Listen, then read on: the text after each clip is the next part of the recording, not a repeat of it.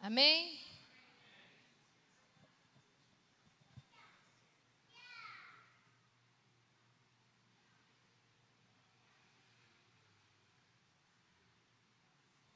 Irmãos, eu pedi ao pastor autorização. Eu queria pedir uma gentileza para os irmãos, se os irmãos podem se acomodar um pouquinho mais aqui à frente, por gentileza. A gente vai estar projetando ali a aula de hoje. Então, eu queria pedir a você que está aí atrás, para que não fique disperso, se você puder se deslocar, ficar um pouquinho aqui na frente, vai ser muito bom.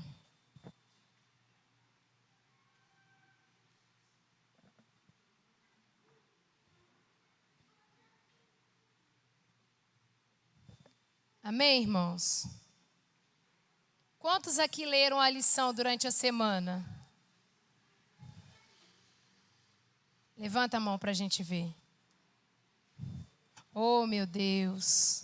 Misericórdia, Senhor. Irmãos, essa lição de hoje ela é uma lição muito importante.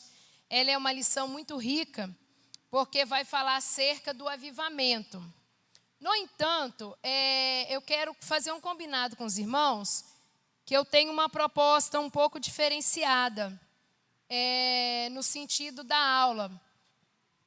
Como parece ser um assunto, como toda a Bíblia, é um assunto muito caro para nós, né? O Pentecoste é um assunto caro para nós, principalmente nós que somos da linha pentecostal.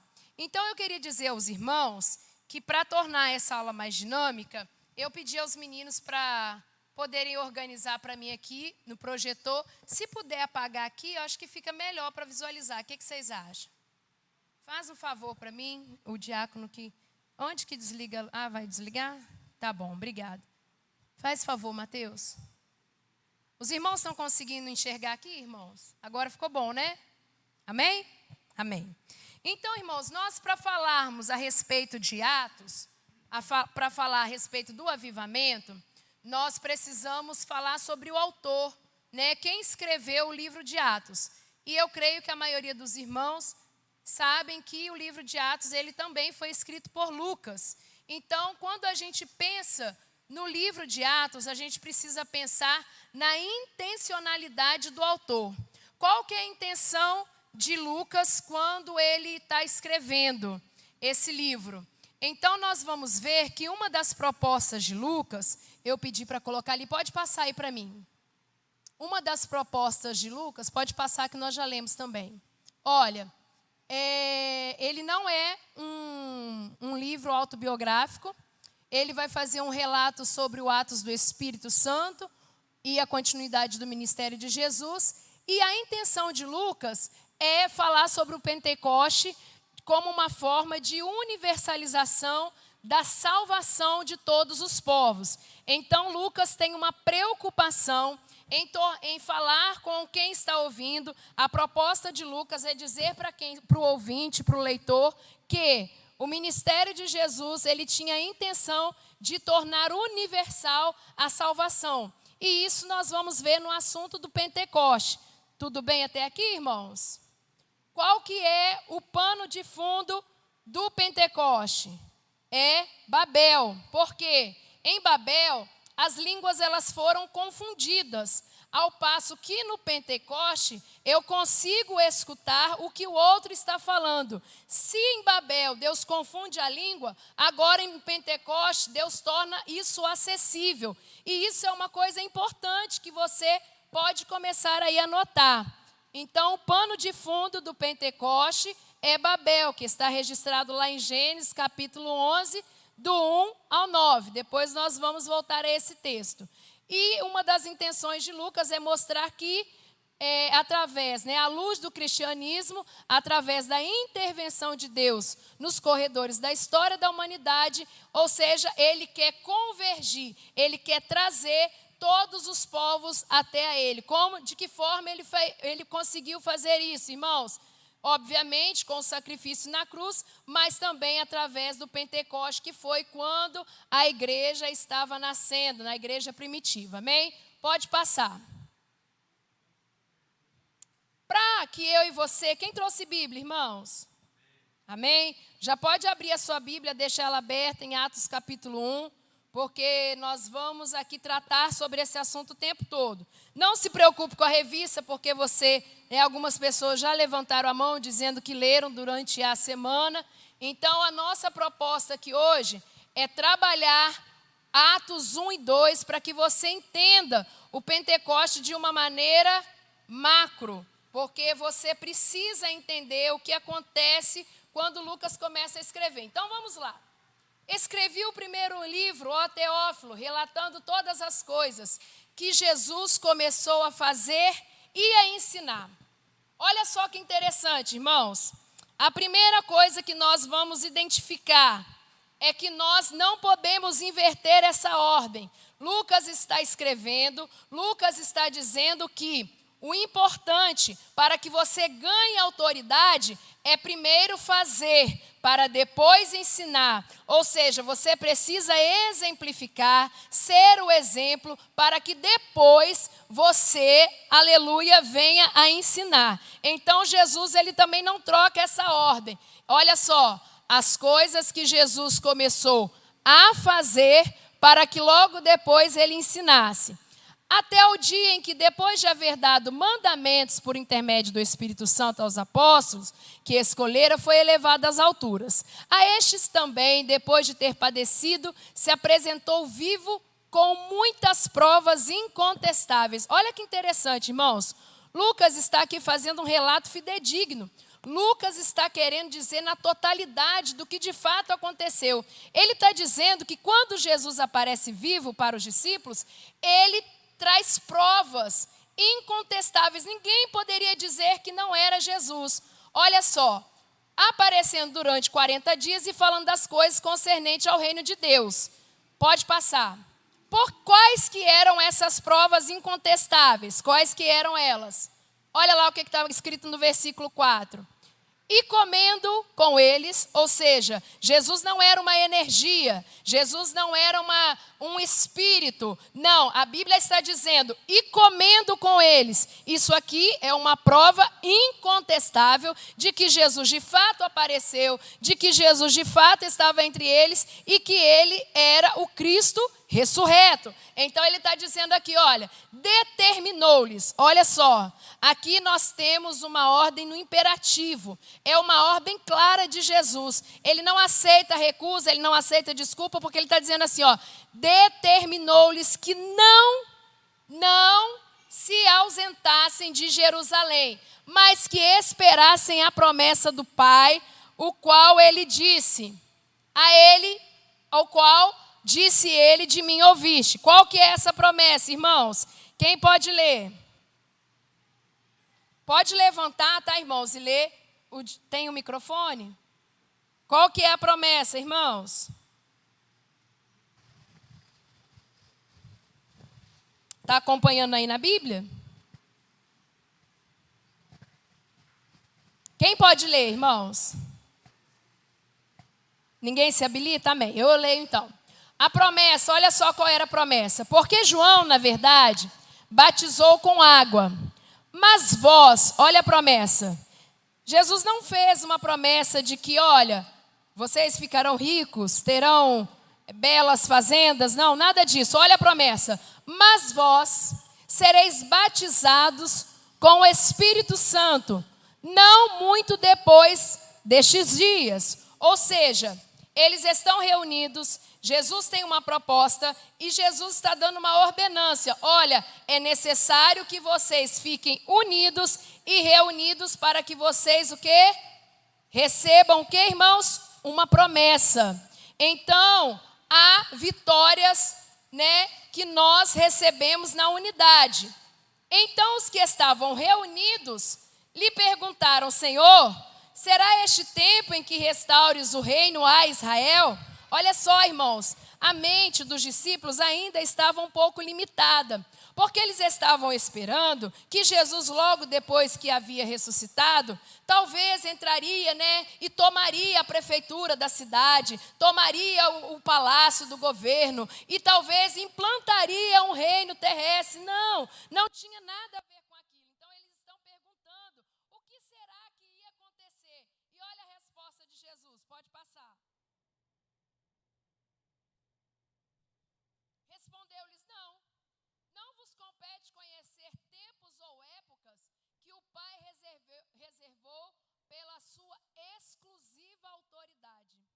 Jesus está dizendo o quê, irmãos? Porque quando nós fazemos uma pergunta, a pergunta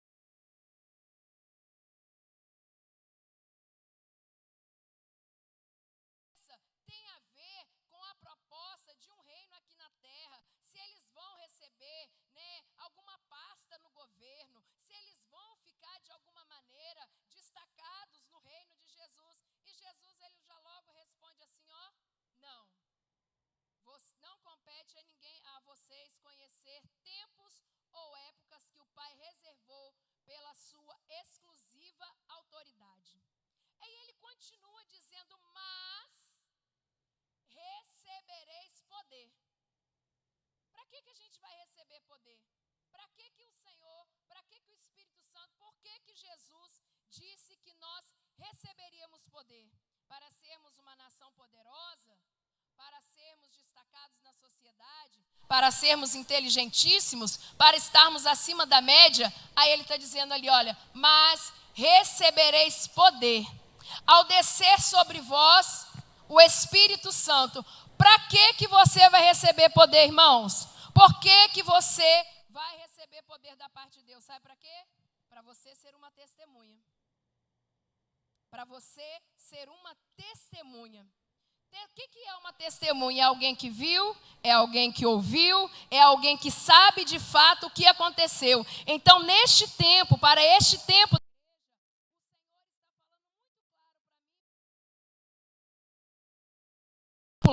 só para correr pelos corredores da igreja, só para que você fale em línguas estranhas, num tom mais alto que todo mundo. Não, você recebeu poder para testemunhar, oh aleluia, aquilo que Ele é. Então, irmãos, é muito importante ser uma testemunha de Cristo. Porque quando você é convocado pela lei para dar um depoimento em algum caso, na justiça, eles vão procurar saber se você é uma pessoa idônea, eles vão procurar saber se você é metido com alguma coisa errada, eles vão procurar saber se vocês estão em demandas, né, que não são legais. Por quê, irmãos? Porque a testemunha, ela precisa falar a verdade.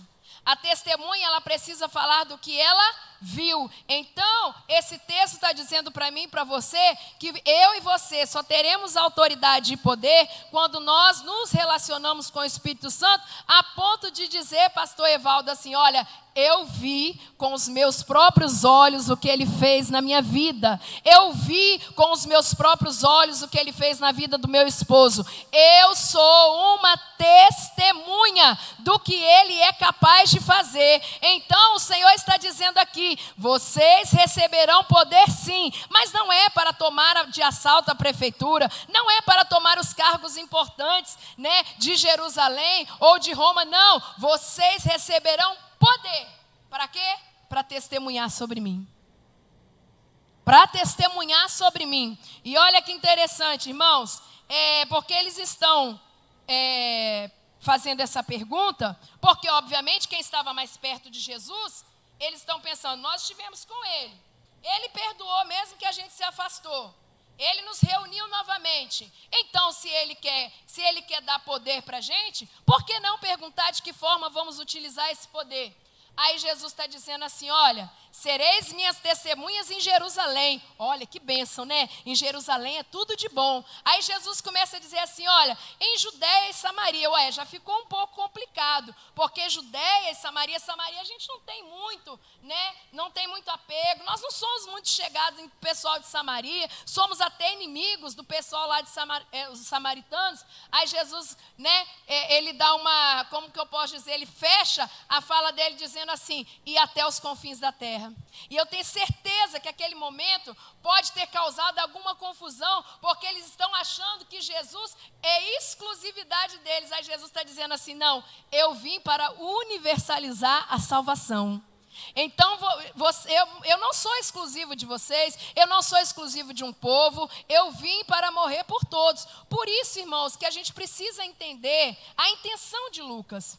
Todas as vezes que você encontra um relato lucano, que você lê um relato lucano, você vê que Lucas, ele faz questão de destacar as pessoas que não mereciam, mas tiveram um encontro com Jesus. Zaqueu queria só ver de longe Jesus. Aí Lucas vai dizer que Jesus fala com Zaqueu e fala: Zaqueu, desce, porque hoje, Zaqueu, a salvação chegou na sua casa. Hoje eu quero pousar na sua casa. Jesus está oferecendo para Zaqueu um relacionamento. Ao passo que para Zaqueu, ver Jesus de longe já estava bom. Pensa comigo, irmãos. Zaqueu era um funcionário da Receita Federal de Jericó. Era alguém que fazia trapaças, era alguém que usurpava, era um cobrador. Aí a Bíblia vai dizer que agora Jesus está chegando na casa de Zaqueu. Olha a mudança de status. Olha a mudança de status. Porque em dado momento, Zaqueu é alguém o quê? Que é visto com olhos ruins pela sociedade. Alguém que rouba, alguém que tira alguma coisa de alguém, não pode ser visto com os bons olhos. Mas a Bíblia está dizendo que Jesus chegou ali e Lucas faz questão de fazer o registro. Então você perceba que Lucas é o autor que escreve para as pessoas que receberam uma segunda chance. Quem aqui recebeu segunda chance, irmãos? Oh, aleluia! Eu e você recebemos uma segunda chance, porque o Deus, aleluia, Jesus veio à terra, Jesus fez questão de salvar a mim e a você, mesmo sabendo quem eu e você era. Olha que coisa linda que ele fez. Então, irmãos, ele está dizendo, olha, é até confins da terra. Até os confins da terra. Ele está dizendo que vão receber poder para abençoar outras nações, porque tem uma promessa de Abraão que está vigorando agora. Porque qual que era a promessa que foi feita para Abraão? Em ti, Abraão, serão benditas todas as famílias da terra. Ele não deixou exclusivo, olha, a família Oliveira vai ser abençoada, a família Gonçalves vai ser abençoada. Não, Abraão, em ti, todas as famílias da terra. Então não está restrito a uma área geográfica, não está restrito apenas a um povo, não. Ele está dizendo que em ti, Abraão, todas as famílias da terra serão benditas. Amém, irmãos? Alguma pergunta? Prosseguindo. Não, volta. Olha, e aí o que acontece? Ditas essas palavras, foi Jesus elevado às alturas, à vista deles, e uma nuvem o encobriu dos seus olhos. E estando eles com os olhos fitos no céu, enquanto Jesus subia, eis que 2 varões vestidos de branco se puseram ao lado deles. Não passa ainda não. Irmãos, eles estão com os olhos aonde? Eles estão com os olhos no céu. Porque, irmãos, eles estão vendo que o Deus que deixou toda a glória desceu para se relacionar com eles. E agora ele está voltando. Então os olhos deles estão fitos no céu. Olha só que coisa linda. Olha só que coisa linda. Quando eu tenho os olhos fitos no céu, eu começo a aprender a ser uma testemunha de Cristo.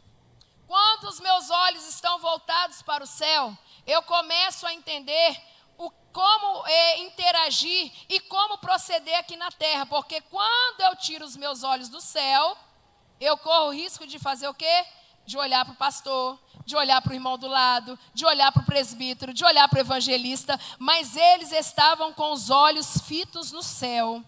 Eles estavam se maravilhando, eles estavam tendo, irmãos, sabe o quê? Uma experiência. Eles estavam tendo uma experiência com o céu. Ou seja, aquele que estava no céu veio habitar no meio deles. Então é o próprio Cristo, é o próprio Deus. E agora eles estão vendo eles estão vendo o próprio Deus voltar. Olha só, aí pode passar. Pode passar. Travou? Vamos lá, vou ler aqui mesmo. Então voltaram para Jerusalém, do monte chamado Olival, que dista daquela cidade, tanto como uma jornada, ou seja, mais ou menos 1 quilômetro. Quando dali entraram, subiram para o cenáculo onde se reuniram. Pedro, João, Tiago, André, Filipe, Tomé, Bartolomeu, Mateus, Tiago, filho de Alfeu, Simão, Zelote e Judas, filho de Tiago. Todos estes, você está com a sua Bíblia aí, né, irmãos? Que não está sendo projetado lá, então olha aí na sua Bíblia. Todos estes perseveravam unânimes em quê, irmãos?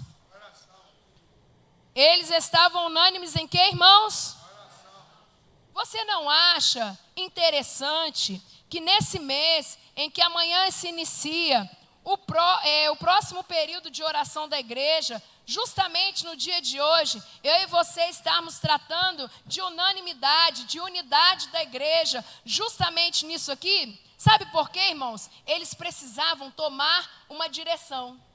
Eles precisavam tomar uma atitude. Agora eles precisavam de uma decisão. Qual era a decisão que eles precisavam tomar? Eles precisavam decidir quem iria entrar no lugar de Judas. O que é que nós podemos aprender aqui? Toda decisão que eu for tomar, ela precisa ser feita em oração. Toda decisão que eu for tomar, eu preciso do apoio da igreja. Porque, irmãos, ninguém, quando a gente coloca lá no grupo, irmãs, eu preciso que as irmãs orem para uma vaga, para o meu neto, para o meu filho, em tal escola, em tal universidade. Irmãos, se você não tem unidade com o irmão, tanto para pedir oração, tanto para orar por ele, provavelmente a sua vida, ela está fadada ao fracasso. Porque toda decisão que eu e você tomarmos, ela precisa estar baseada na oração.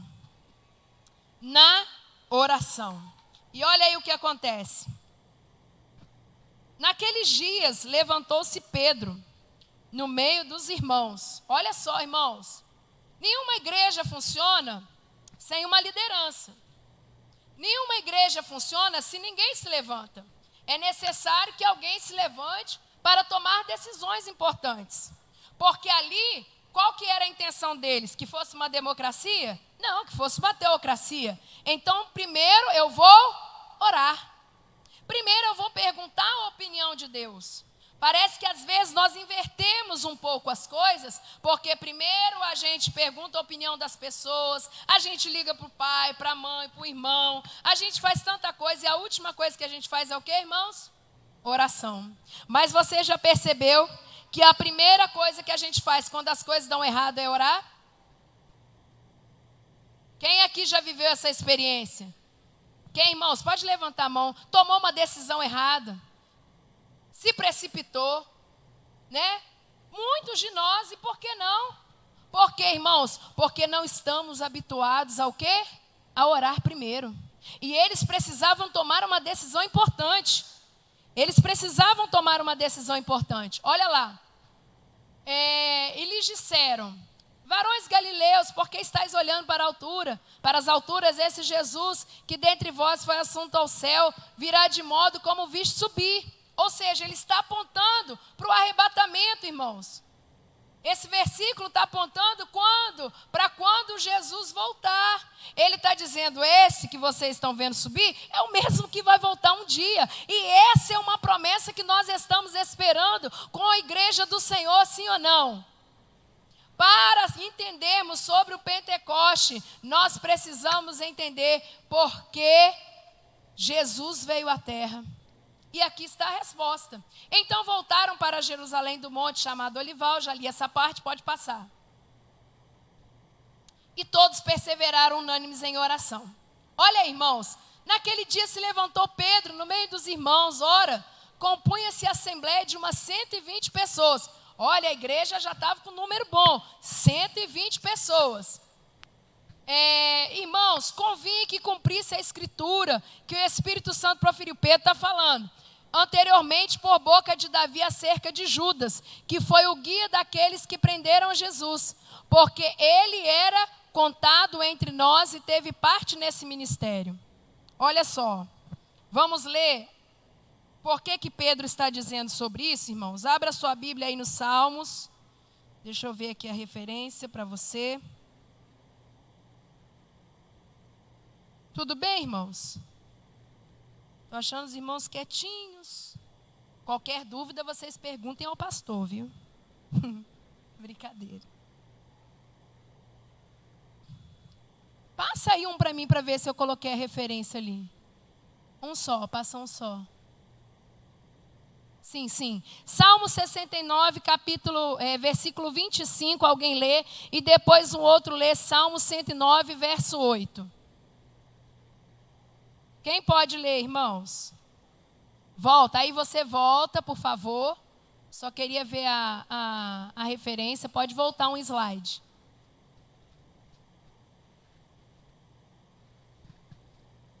Ele está dizendo ali, irmãos, convinha que se cumprisse a escritura que o Espírito Santo proferiu anteriormente. Ele está dizendo acerca de Judas. E o que o salmista vai dizer acerca de Judas? Pode ler. Fique deserta na sua morada e não haja quem habite as suas tendas. Sim, o próximo. Salmo 109. Não tira daqui não, por favor. Volta o slide. Salmo 109. Quem achou, irmãos, que gostaria de ler? 25, né? Que eu falei?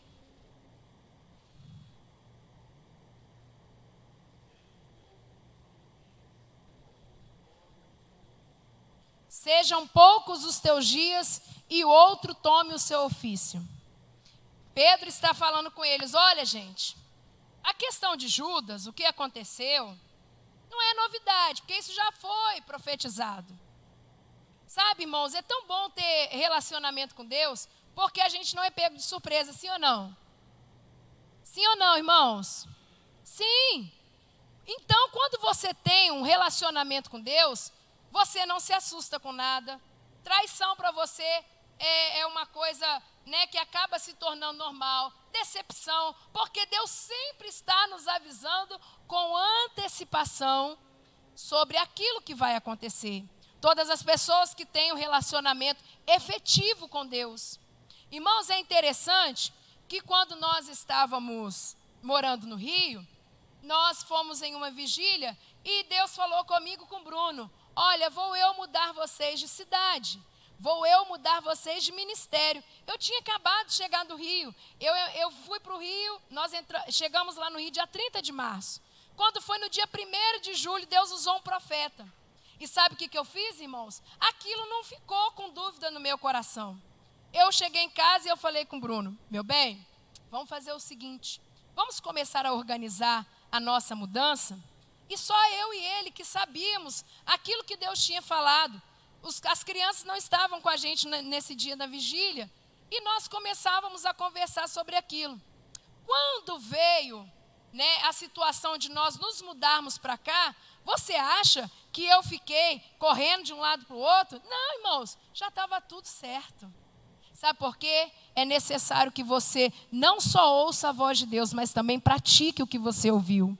Porque às vezes a gente vem aqui na terça, a gente vem aqui na quinta, a gente vem no domingo de manhã, a gente vem no domingo à noite e sabe o que a gente faz? Nós só somos ouvintes.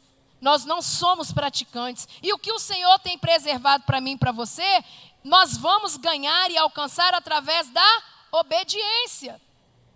Não podemos ser só ouvintes, precisamos ser praticantes.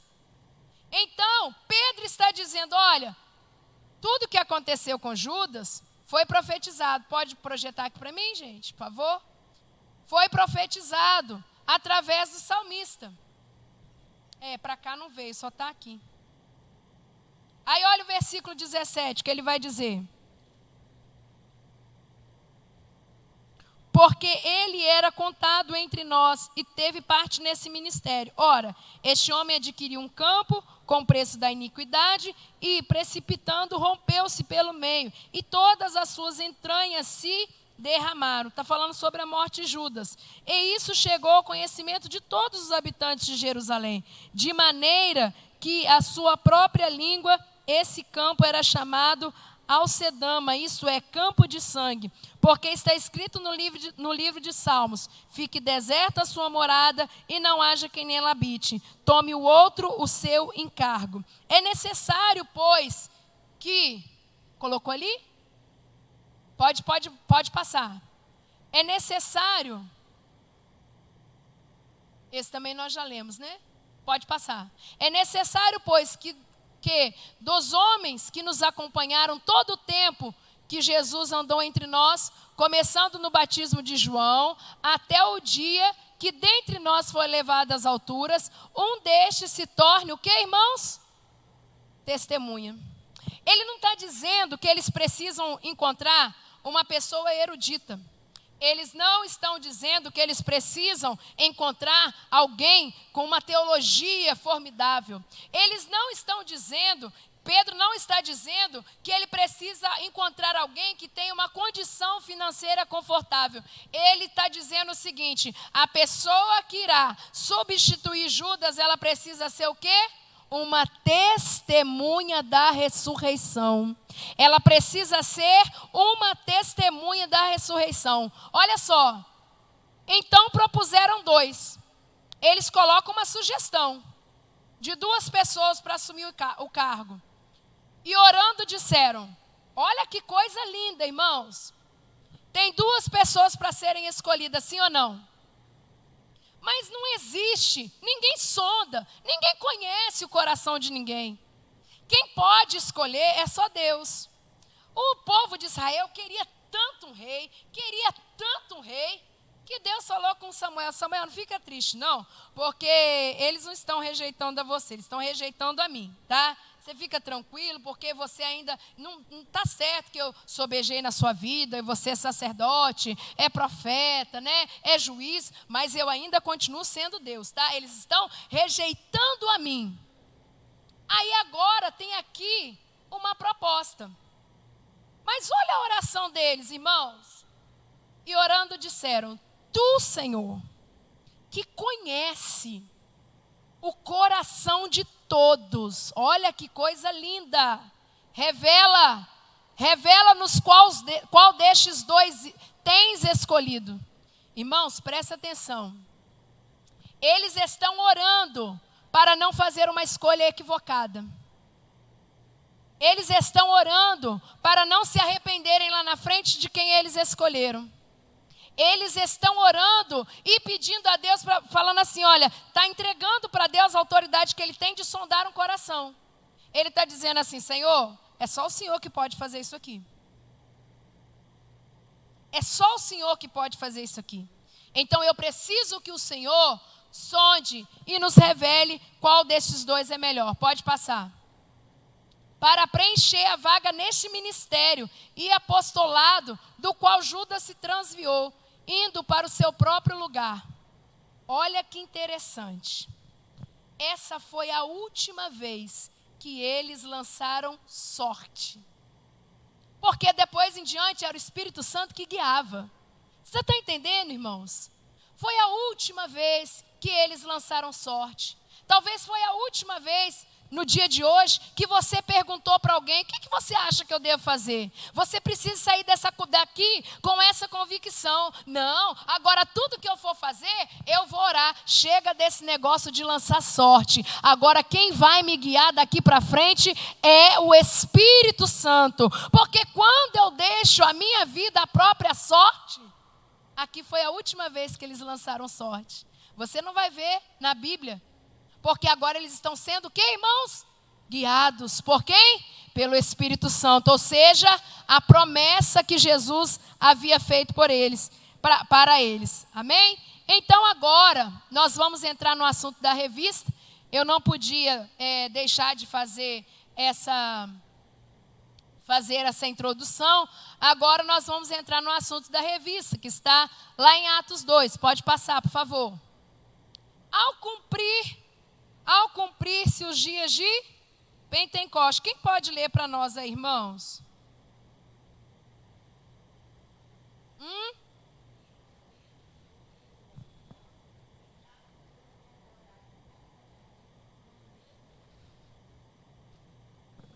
No mesmo lugar. Pode levar o microfone lá para a irmã ler novamente, por favor, para que toda a igreja escute. E cumprindo-se o dia de Pentecostes, estavam todos concordamente no mesmo lugar. Pode ler o 2, irmã, por favor. E de repente veio do céu um som, como se de um vento veemente, impetuoso, e encheu toda a casa em que estavas assentados. Pode ler o 3 também. E foram vistos por eles línguas repartidas, como se de fogo, quais pousaram sobre cada um deles. Coisa linda. Irmãos, pode assentar, irmã, muito obrigada. Olha só o que aconteceu no Pentecoste. O que era o Pentecoste? 50 dias depois da Páscoa, eles se reuniram, né? Porque eles se reuniam porque eles estavam comemorando o recebimento da Torá, o recebimento da lei. Você pode encontrar esse texto registrado lá no livro de Êxodo. Então, eles estavam ali reunidos. A Bíblia vai dizer que Deus desce a montanha. Deus fala com Moisés: olha, Moisés, eu preciso que você aí reúna o povo, tá? Eu preciso que você peça a eles para que eles santifiquem, porque eu preciso falar com eles no Monte Sinai. Pensa, irmãos, se a gente olhar para a Bíblia com carinho e com detalhe, a gente vai ver que aqui em Êxodo, Deus pede a Moisés que o povo se fique santificado. Deus pede a Moisés que reúna o povo ao pé do monte. Por quê? Porque ele está no topo do monte. Interessante que no Pentecoste é diferente. Deus não está mais no pé do monte, ele se relaciona com as pessoas. Ele não está mais no topo do monte, ele quer se relacionar ao pé do monte. Então ele desce. Olha que coisa linda, irmãos. Porque lá eles estavam de pé. Não é isso que a Bíblia vai dizer? Eles estavam de pé. Êxodo 19, não é isso? Não precisa projetar, não.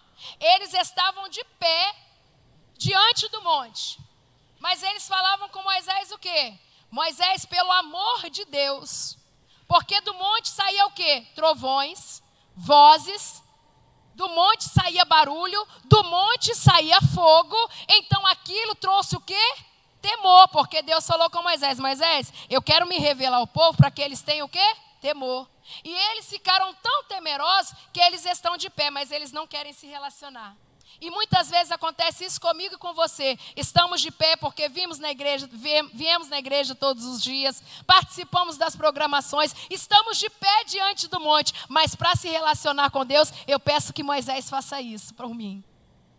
Precisamos sair daqui, irmãos, com uma mentalidade diferente, não porque eu estou dando aula. Você precisa entender que você não pode só ficar de pé em frente ao monte. Você precisa querer o que está fumegando no monte. Você precisa querer o dono do monte. E aqui eu não estou dizendo, né, da questão de monte físico, não. Eu estou dizendo daquilo que aconteceu em Êxodo, porque era um desejo de Deus. Porque já que eu e você não podemos ir ao céu, ele faz o quê? Ele sempre veio até nós. Em Adão, lá no jardim, era ele quem descia para se relacionar. Então Deus sempre organizou uma maneira de se relacionar comigo e com você. Então não adianta eu estar de pé no monte. O que é estar de pé na frente do monte, irmã Lidiane? É eu vir na igreja, é usar a minha roupa de uso e costume, né, naturalmente, mas eu não quero me relacionar com o dono do monte. Eu quero ver a maravilha, eu quero ver o fogo pegando, eu quero ver o fogo fumegando, mas eu quero ficar de longe. Tudo bem, eu estou de pé. Não adianta estar de pé e estar de longe. Não adianta estar de pé e querer terceirizar isso para Moisés. Como que eu terceirizo isso para Moisés? Ligando para a irmã todo dia e falando: irmã, ore por mim, mas você mesmo não ora.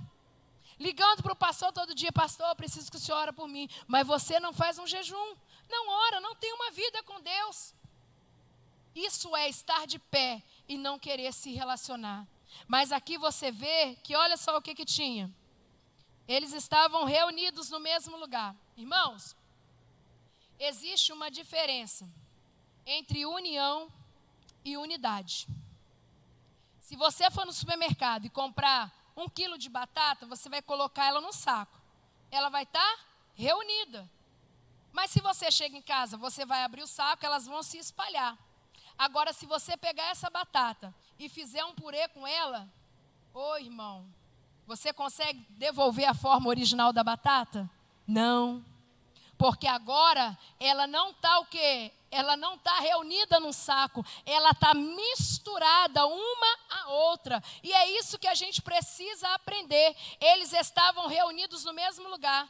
Por que muitas vezes nós não vemos manifestação do Espírito Santo mais na igreja? Porque às vezes estamos reunidos aqui, mas um está com a cabeça na conta, outro está pensando mal de alguém, outro está pensando na panela que deixou em casa, se desligou o ferro. Não, quando você entra naquela porta para dentro, você precisa tirar a sandália dos pés, porque o lugar que você pisa é terra santa.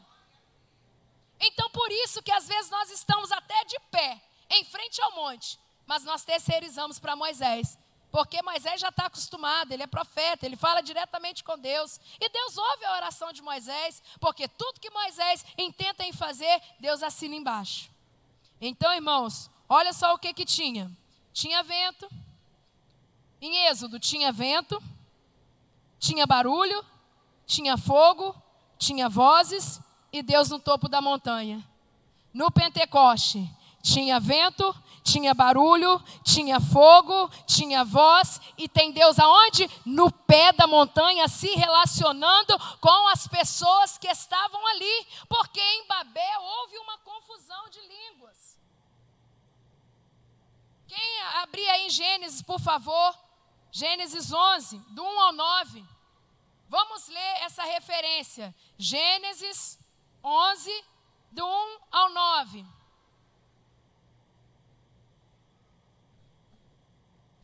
Eles não tinham, irmãos, por que Deus está no topo do monte? Não tinha como eles se relacionarem com Deus, porque o pecado deles era muito grande. E se eles se relacionam com Deus, eles todos morreriam. Mas agora, no Pentecoste, já tinha acontecido o quê? O sacrifício de Cristo. Agora, no Pentecoste, Jesus já havia morrido, já havia ressuscitado, o véu foi rasgado e agora eu posso me relacionar. Olha a diferença de Deus no topo do monte e olha a diferença de Deus ao pé do monte. Ele te deu acesso, você precisa entrar. Pode ler para mim, por favor, irmão? Ora, em toda a terra havia apenas uma linguagem e uma só maneira de falar. Sucedeu que, partindo eles do Oriente, deram como uma planície na terra de Sinar, e habitaram ali. E disseram uns aos outros: vinde, façamos tijolos e queimamo-los bem. Os tijolos serviram-lhe de pedra, e o betume de argamassa.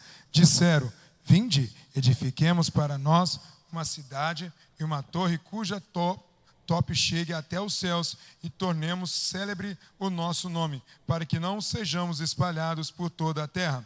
Então desceu o Senhor para ver a cidade e a torre que os filhos do homem edificavam. E o Senhor disse: eis que o povo é um e todos têm a mesma linguagem. Isto é apenas o começo. Agora não haverá restrição para tudo o que intentam fazer.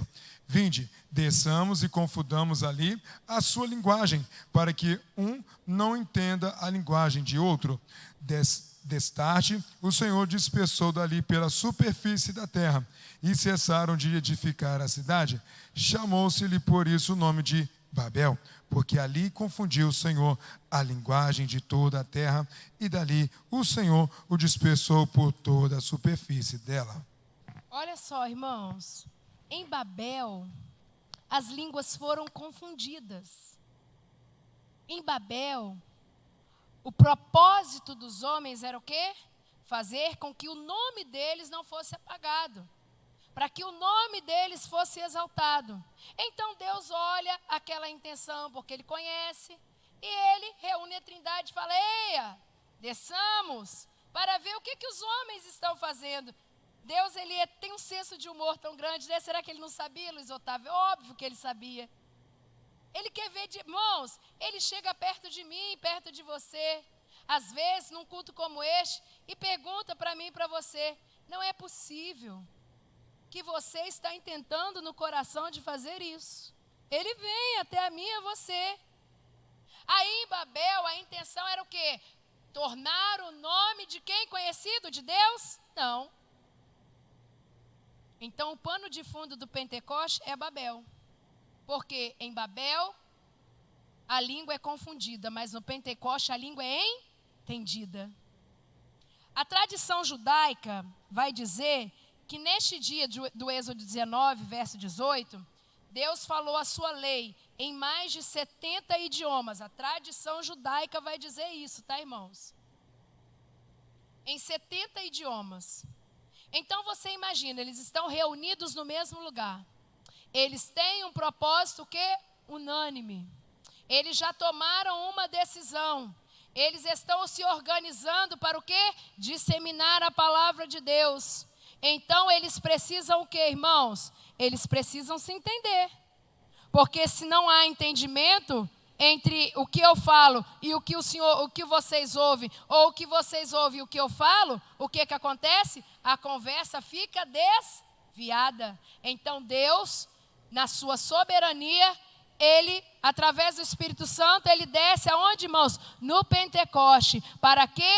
Porque se lá a língua foi confundida, agora Ele está dizendo o seguinte: eu desci até vocês, porque eles começaram a se maravilhar, porque todo mundo conseguia entender o que o outro dizia. Isso não é sensacional, irmãos? Quando a gente começa a entender o que o outro diz, e nós estamos vivendo um tempo em que o evangelho se espalhou de tal forma que nós precisamos saber falar a língua dos médicos, a língua dos skatistas, a língua do pessoal da bandana na cabeça. Nós precisamos saber falar essa língua para pregar o evangelho. Irmãos, eu fui professora de xadrez durante muito tempo. E eu tinha uns alunos que eles fumavam maconha na minha aula, tranquilamente.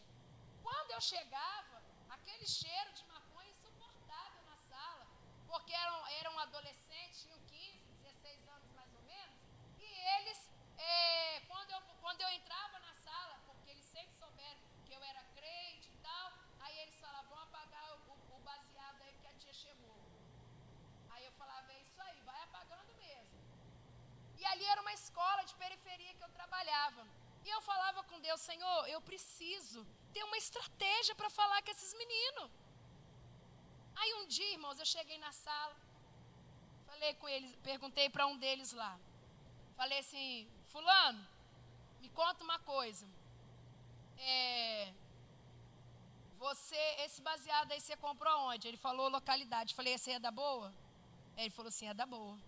Eu falei: mas é de qualidade? Ele falou assim: é. Eu falei assim: se eu te oferecer um negócio melhor que isso, você vai querer? Aí ele falou assim: não, mas igual isso aqui não vende não, tio. Isso aqui é só na minha comunidade que vende. Isso aqui é do bom mesmo. Eu falei: você não sabe o que é coisa boa. Você está perdendo. Bruno conheceu esse menino. Irmãos, conseguimos recuperar o menino. Porque eu pedi a Deus: Senhor, me dê uma língua para que eu possa falar com esse menino.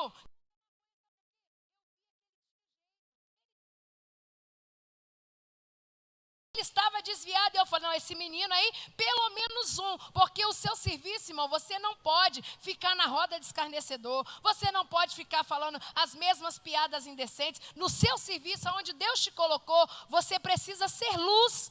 E lá no seu serviço é que Deus está esperando que a sua língua fale dele. Então naquele dia eu falei com o menino: eu tenho uma coisa boa para te oferecer. Você quer saber? Ele falou assim: mas custa caro? Eu falei: já está tudo pago. Quem que pagou? Eu falei: meu filho, confia em mim, cola na tia. Eu falei com ele assim: cola na minha, cola na tia, sou gente boa. Irmãos, o menino saiu daquela vida. O restante, a maioria deles, irmãos, vários foram presos, um morreu. E sabe o que aconteceu com ele? Estava lá trabalhando um dia, eu estava passando na rua com o Bruno e ele me abordou. Ô tia, você lembra de mim? Aí ele viu o Bruno muito grande, né? Não conhecia o Bruno. Ele: ô tio, aqui, é porque ela foi minha professora, tá? Me chamando ainda de velho, irmãos, que já era um rapaz. É porque essa tia aqui, ó, ela me ajudou. Hoje, nós precisamos pedir a Deus: Senhor, qual língua que eu preciso falar? Porque o Pentecoste veio para te dar poder. Mas o poder não é para você humilhar ninguém com seu conhecimento. O poder não é para você ser arrogante, não. O poder que veio através do Pentecoste, através do Espírito Santo, é para que eu e você tenhamos uma linguagem diferente para ser o quê, irmãos?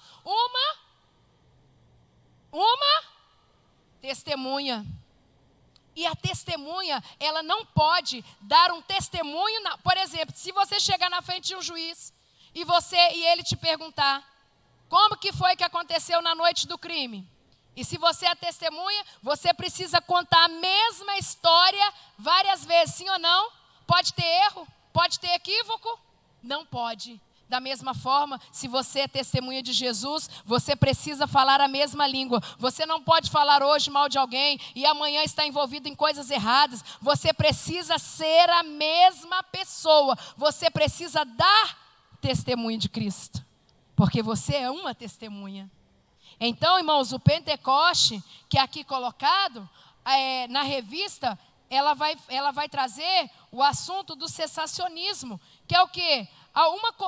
Tem uma corrente teológica que acredita que os dons foram para aquela época. Imagina, irmãos, se Jesus ia na cruz do Calvário, sofreu o que sofreu, para que o derramamento do seu Espírito ficasse restrito a uma época. O que ia acontecer com a plenitude dos tempos? O que ia acontecer comigo e com você? Seríamos guiados pela sorte? Não, irmãos. Seríamos guiados pelo Espírito. Então essa corrente cessacionista que diz que os dons cessaram para aquela época, ficou lá atrás. Não, nós não acreditamos nisso. Porque nós sabemos que Deus continuará sendo, aleluia, louvado seja o nome do Senhor, e que nós temos uma promessa.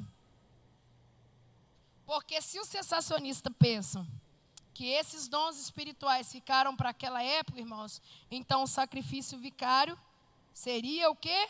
Uma enganação. Precisamos pedir a Deus a capacidade de ter uma língua que alcance o quê, irmãos? Pessoas. Falar uma língua que alcance pessoas. Ter uma boca que alcance pessoas. Pensa comigo, irmãos, naquela época, o Espírito Santo, eu acho isso aqui interessante, olha só. Eles estavam ouvindo as maravilhas de Deus da própria língua. Jesus não tocou no ouvido das pessoas para que elas ouvissem, pastor. Jesus tocou na língua para que elas falassem o quê? As maravilhas. Está entendendo, irmãos, o que eu estou querendo dizer? Jesus não tocou no ouvido, Jesus tocou na língua. Por que Jesus tocou na língua? Alguém tem alguma opinião sobre isso? Por que você acha que Jesus tocou na língua? Alguém pode pegar uma aguinha para mim, por favor? Irmãos, eu acabei de falar. Por que vocês acham que Jesus tocou na língua dos discípulos?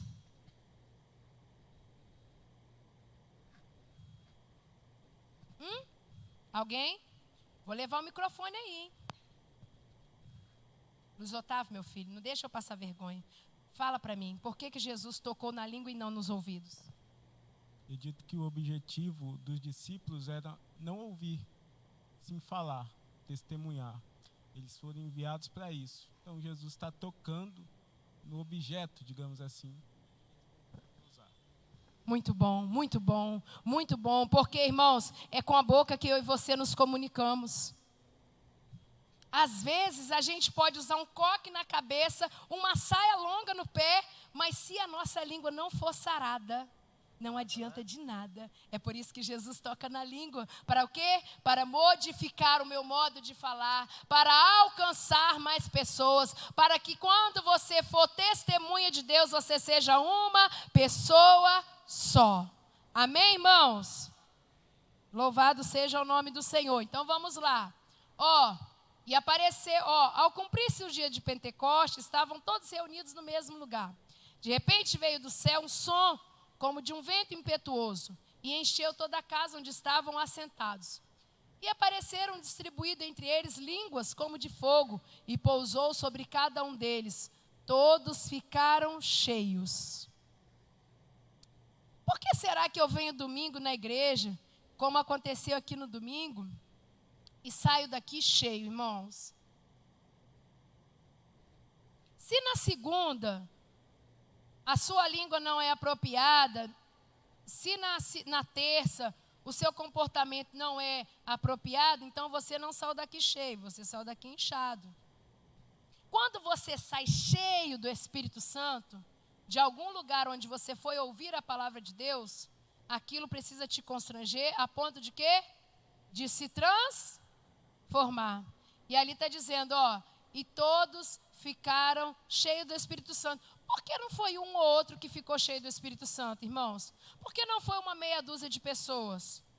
Porque o que Lucas prega lá no Evangelho e o que Lucas está relatando aqui em Atos, não é algo que está restrito a uma classe de pessoas. Jesus está dizendo através do Espírito Santo, todos aqueles que quiserem testemunhar a respeito daquilo que eu fiz, podem ser cheios do meu Espírito. É você que precisa se apresentar como uma testemunha.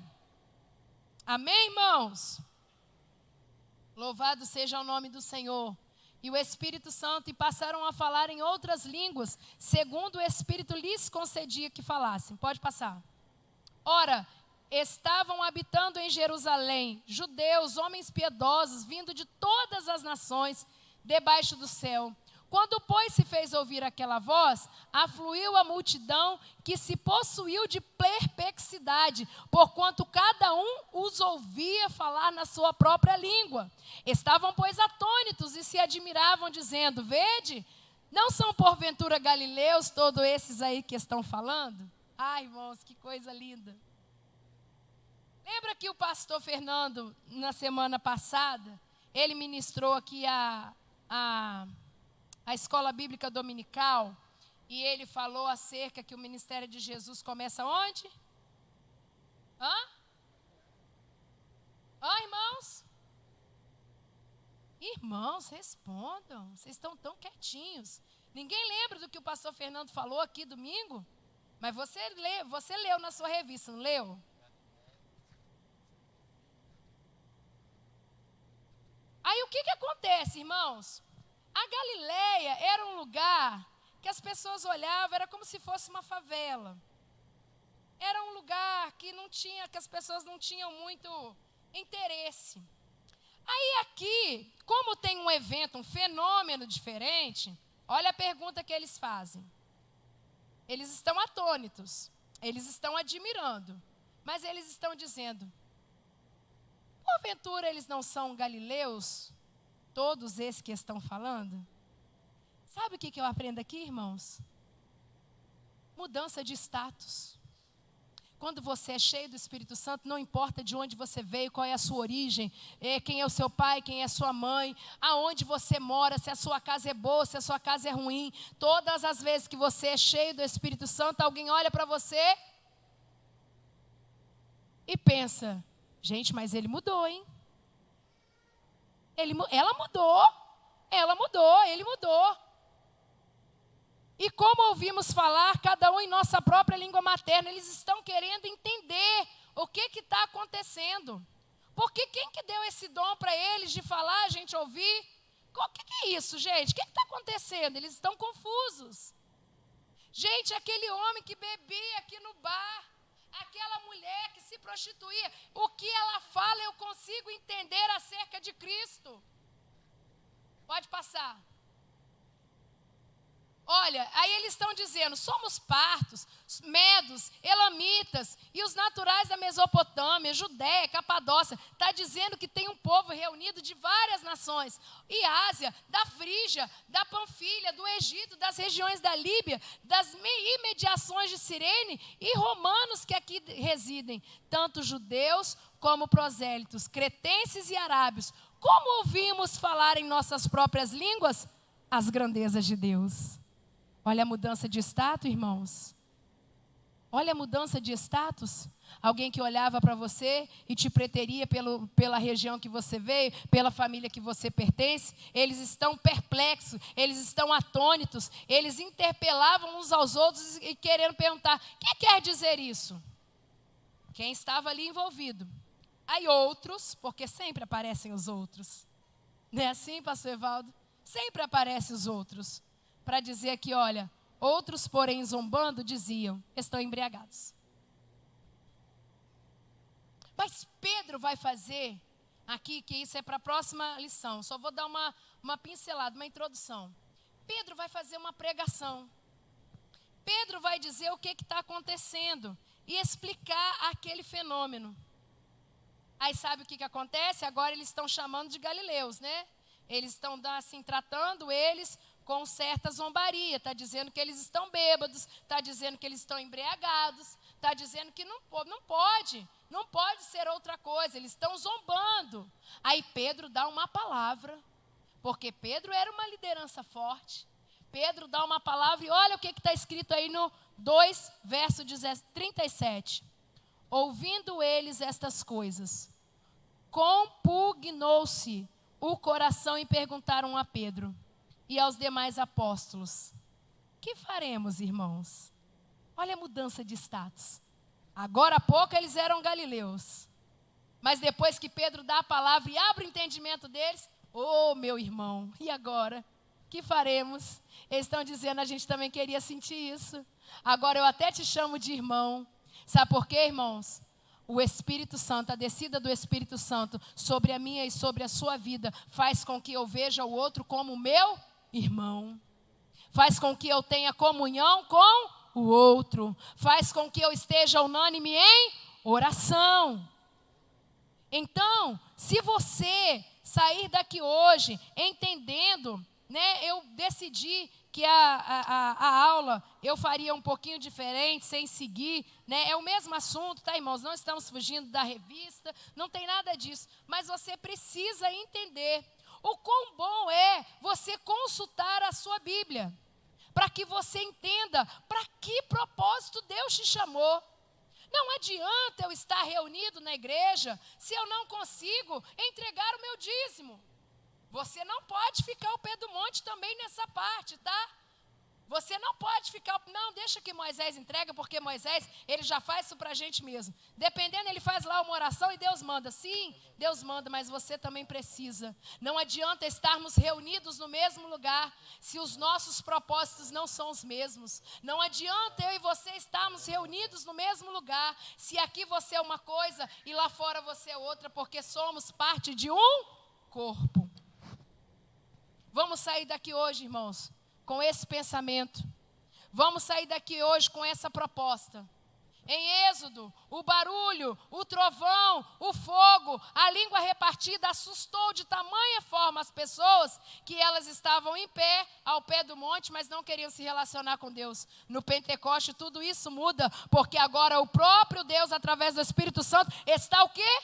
Pousando sobre eles, está dando eles uma capacidade de serem testemunhas, que vocês possam sair daqui com essa capacidade. Senhor, até hoje eu fui um crente relapso, Senhor, até hoje eu não consegui de fato subir até o Senhor, mas eu preciso, Senhor, eu preciso chamar a sua atenção. Então, irmãos, ainda dá tempo. Hoje é dia 31 de janeiro, tudo aquilo que você prometeu em dezembro, talvez você não conseguiu fazer, porque quem promete alguma coisa que ainda vai fazer, não consegue. Não tem essa de, eu vou esperar virar amanhã, a partir de amanhã eu começo. Não, chegue na sua casa hoje, leia a Bíblia, converse com seus filhos, faça um culto doméstico, converse com a sua esposa, chama ela para o pé do monte, fala, olha minha filha, o Senhor está nos convidando para estarmos perto dele. Como que nós vamos fazer isso, meu bem? Através da oração que começa amanhã de manhã. Precisamos estar, irmãos, unidos e reunidos no mesmo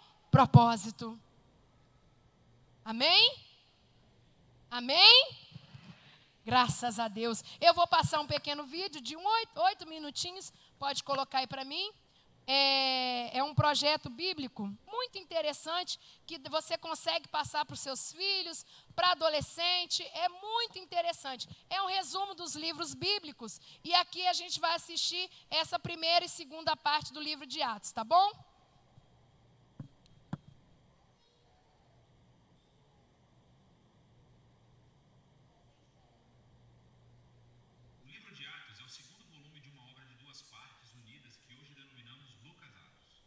Escrito pelo mesmo autor, Lucas, que foi um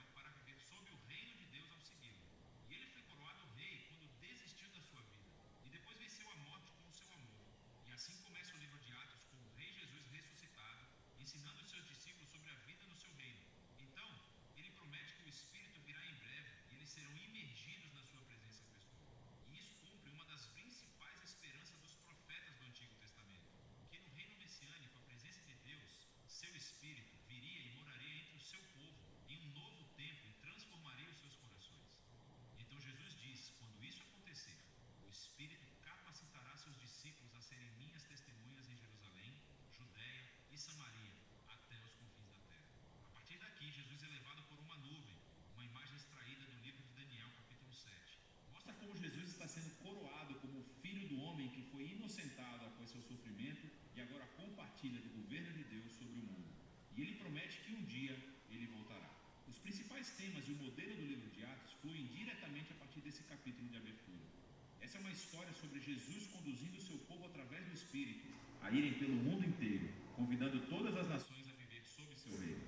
E então, a história começará com essa mensagem sendo divulgada em Jerusalém, e depois pelas regiões vizinhas da Judéia e Samaria, repletas de pessoas não judias, e depois de lá, para todas as nações até os confins da terra. Esse vídeo se concentrará na primeira metade do livro. Então, a sessão que se concentra em Jerusalém começa com os seguidores de Jesus aguardando pela festa de Pentecostes, quando todos esses peregrinos judeus de todo o mundo antigo estavam na cidade. E o Espírito Santo vem sobre os discípulos como um forte vento, e algo como chamas aparece sobre a cabeça de cada pessoa, e juntos começam a anunciar e contar histórias dos atos poderosos de Deus. E eles começam a falar nessas línguas que não conheciam antes, mas todos os que estavam reunidos conseguiam entender tudo perfeitamente. Para compreender o que Lucas enfatiza na história, é crucial entender as origens dessas imagens do Antigo Testamento. Então, primeiro, o vento e o fogo são uma alusão direta às histórias sobre a presença ardente e gloriosa de Deus enchendo o tabernáculo e o templo. E também está relacionado com as promessas proféticas de que Deus viria e viveria no novo templo do reino messiânico por meio do seu Espírito. Aqui em Atos, a presença ardente de Deus vem habitar no meio do seu povo, não em um edifício. Lucas está dizendo que o novo templo prometido pelos profetas é a nova aliança da família de Jesus, o povo de Jesus, o que se relaciona à segunda coisa que Lucas está tentando dizer aqui. Os profetas prometeram que quando Deus viesse habitar no seu novo templo, ele reunificaria todas as tribos de Israel sob o reino messiânico, e as boas novas do reino de Deus seriam divulgadas e anunciadas às nações. Lucas descreve em detalhes a integração de multitribos internacionais de todos os israelitas que estavam lá em Pentecostes e que responderam à mensagem de Pedro. Os apóstolos então continuam convidando os israelitas a reconhecer Jesus como o seu Messias, e milhares responderam, formando novas comunidades de generosidade, adoração e celebração. Mas nem todo mundo estava celebrando. A partir daqui, Lucas mostra como a nova família de Jesus rapidamente enfrentou hostilidade dos líderes de Jerusalém. Com um modelo simétrico realmente muito bonito, Lucas narra um conto de 2 templos. Assim, o novo templo de Deus, a comunidade dos seguidores de Jesus, se reunia todos os dias no pátio do templo e de casa em casa.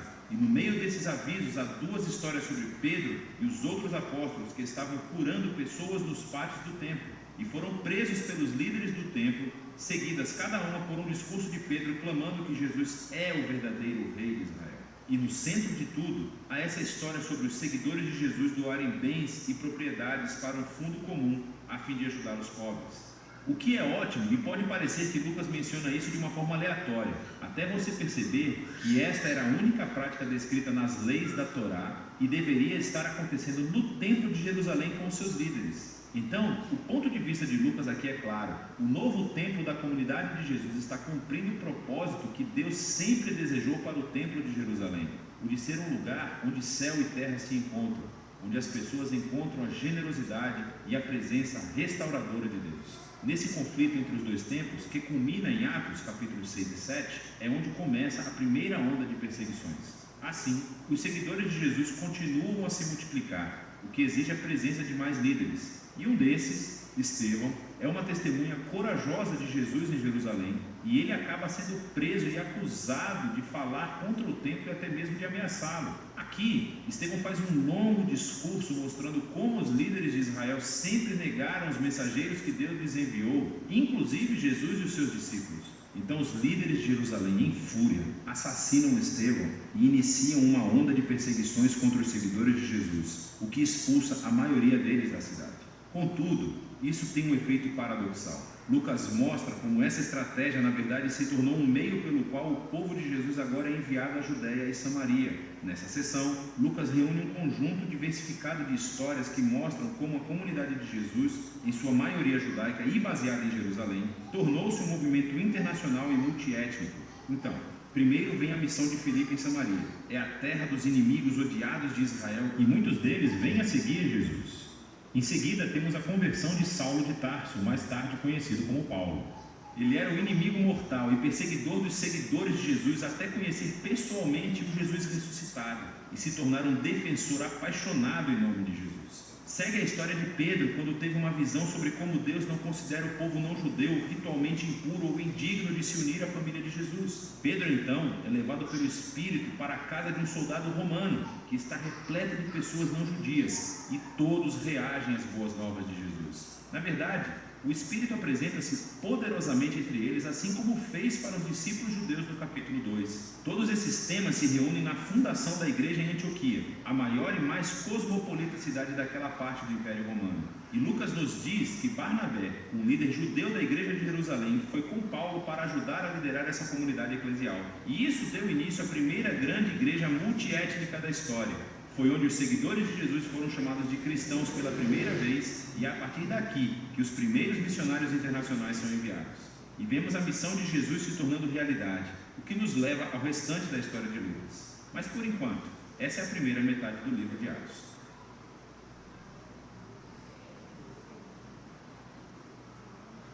Muito bom, né, irmãos? Então, quando você tiver a oportunidade, esses vídeos estão disponíveis no YouTube, chama Bíblia Project, tem inglês e português. Você, quando estiver fazendo o seu culto doméstico, pode passar, porque é compreensível para as crianças, é um material didático, né, para que você possa disseminar a Bíblia na sua casa. Eu queria pedir autorização ao pastor para a igreja ficar de pé. Pode, pastor? Amém. Vamos orar, irmãos? Vamos fazer uma oração, agradecendo a Deus por esse momento em que estivemos aqui, aprendendo um pouquinho mais daquilo que o Senhor tem para as nossas vidas, né? Precisamos, eu acredito que nessa revista, nessa disciplina, nós aprendemos o que é ser uma testemunha cheia do Espírito Santo. Amém? Então, curve a sua cabeça, vamos orar, redobre a sua atenção, não deixe que nada te distraia nesse momento. Vamos orar e agradecer a Deus por esse momento. Senhor, nós te louvamos, Deus, e bendizemos o teu santo nome. Senhor, obrigada, porque mesmo sabendo quem nós somos, o Senhor nos escolheu para sermos suas testemunhas.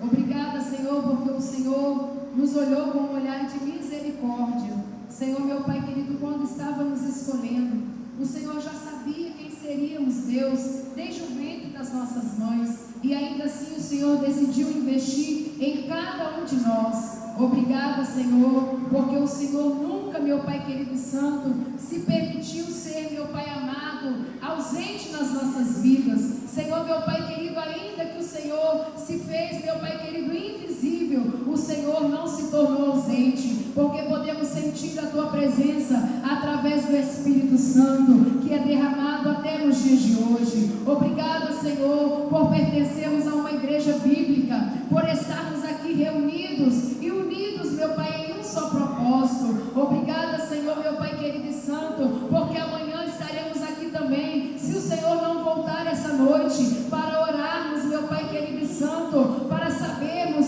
para podermos tomar decisões daqui para frente. Amanhã nós começaremos com um propósito de oração, porque a oração que vai nortear o nosso ano de 2023. Obrigada, Senhor, porque cada irmão chegou cansado do serviço, fatigado de algumas tarefas, e ele veio a si mesmo para ouvir a sua doce e maravilhosa palavra. Senhor, meu Pai, eu sei que só o Senhor pode recompensar a cada professor, a cada irmão, a cada aluno, a cada, meu Pai querido e santo superintendente, ao pastor, meu Pai, e a pastora dessa igreja. Senhor, muito obrigado, porque ainda, meu Pai, em um mundo em que as pessoas estão dispersas, nós reservamos, nós separamos, nós investimos 2 horas do nosso tempo, que ainda é pouco, meu Pai amado, para estarmos aqui unidos e reunidos para ouvir a sua santa palavra. Senhor, meu Pai querido e santo, muito obrigado por esses momentos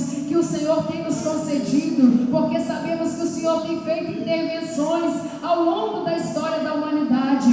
Senhor, meu Pai, continua intervindo na nossa vida, continua aparecendo para mim e para os meus irmãos, continua dizendo aquilo que o Senhor quer que nós façamos, para que nós não venhamos, meu Pai, a tomar decisões precipitadas. Senhor, nós te louvamos e te engrandecemos e te agradecemos por esse momento, em nome de Jesus. Amém. Eu agradeço a oportunidade em nome de Jesus.